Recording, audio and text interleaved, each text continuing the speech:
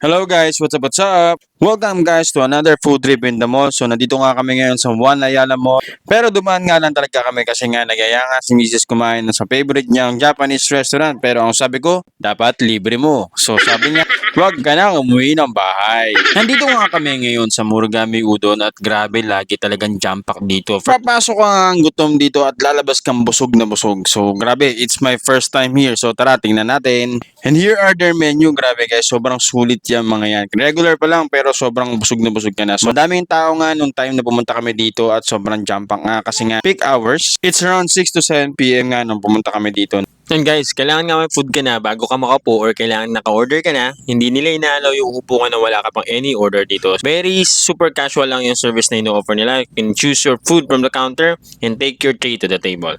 Nakakatawa nga yung concept nito kasi para ka nasa kantina pipila at kukuha ka ng food mo tsaka mo babayaran. Bubusog muna yung mata mo bago ka mabusog. At syempre, ang in-order ko nga dito is yung katsu curry kasi parang naku-curious ako kung anong lasa niya. At parang meron siyang kakaiba kakaibang aroma na nangungusap siya nung nandun ako sa menu area na parang gusto niyang piliin ko siya.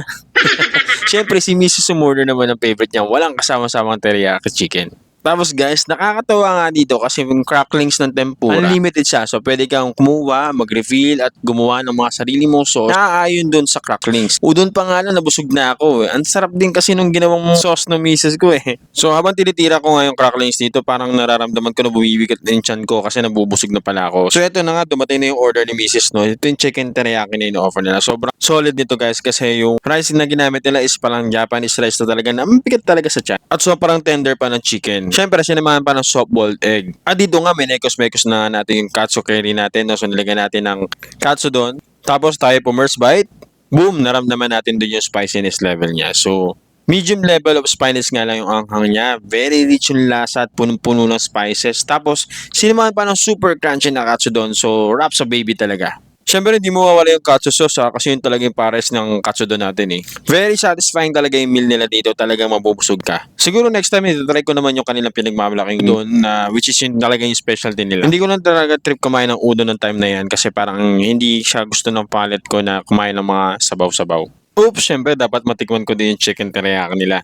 Inabot na nga sa akin kasi nga, nabuto na naman tayo. Ako na naman babayad dito . Uy, panalo to .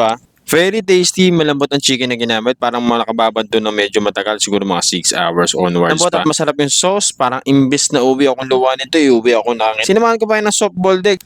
Kaya sumasabog yung lasa nito habang kinakain ko. Kaya Murugami, baka naman. Kaya ito na nga, napasigaw na nga ako ng man down kasi sumuko na yung kasama ko. Sobrang nabusog na siya. At syempre, hindi tayo nagsasaya ng pagkain kaya kakainin ko to. Kahit busog na ako nito guys. Hindi ko na nga pinalampas, sinimot ko pa yan. Kaya pag tayo ko nito, namumutok na yung botones ng pantalon ko. Good thing na lang may CR sila dito . Anytime, pwede kang sumabak ng laban. Pero overall, this is one good experience para kumain sa Murugami ko doon. Kaya sabi ko, at babalikan ko ito. So yun lang guys. Kaya kung natakam ka doon sa video na to, huwag mong kalimutang i-share to sa mga kaibigan mo para sila naman na matakam. Bawi-bawi lang yan. Thank you!